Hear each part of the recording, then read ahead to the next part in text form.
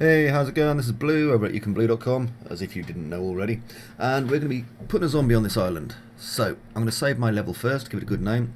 In this case, I'm going to call it Wallpaper 01, so I know what it is. Okay, now, just what I need to do now is I need to add a zombie to my island. So, I'm going to make sure that my camera's all lined up and that my viewport's all lined up. So as you know, I'm just holding the right mouse button using WASD. And I'm going to go to my zombie pack and go to animations.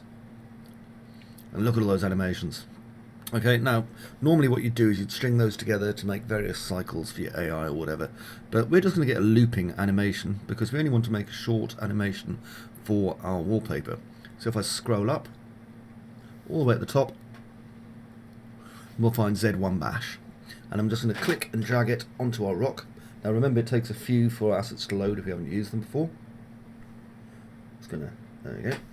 So, I think I'm going to pause for a second while it loads up. There we go. And it'll just compile the shaders. You can see that in the bottom right hand corner.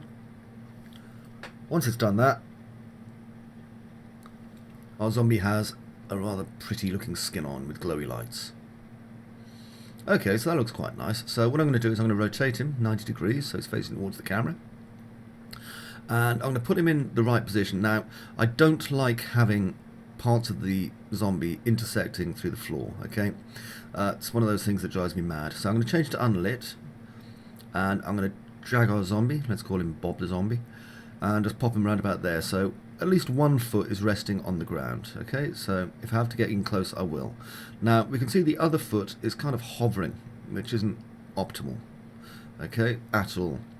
Now, what I'm going to do is I'm going to create another rock to put under his foot. So I'm just going to drag that one up, and I'm going to change the scale.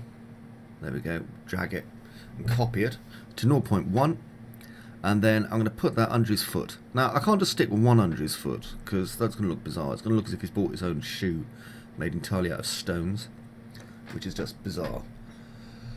So I'm going to position the first one so that it's underneath his foot. And you can do this in the other viewports, but I always tend to use the perspective one. I like messing around in perspective. There we go, look, so his foot's kind of resting on top of that rock. Okay? Now, with that happening, what we're going to do is make some copies of the rock. Okay, so it looks like he's got his feet on top of a small cairn. You know, a dramatic zombie. He's standing there, you know, proudly showing us what he's doing. Look at me, I'm a zombie. It's all cool. Let's move that top one down just a teeny weeny bit as well. There we go. And we're just making this little kind of pile of rocks. It doesn't matter that they're intersecting. It doesn't matter that they don't look, you know, like I say, it doesn't matter that they don't look like a top quality Call of Duty map. We just want it to look good for our mobile phone wallpaper. Okay? Cool. Right, so we've got our lighting in the scene, and we've got our zombie in the scene, and I'm just going to position this properly. If I go to where it says play and hit simulate, that's what our zombie does. Okay, so when we're looking at it as our animated wallpaper for our telephone, it's going to look like it's like trying to escape from the screen. Isn't that cool? Remember, if you don't have the zombie pack, that's okay. You can find something else to put on it. I'm using this main as an example.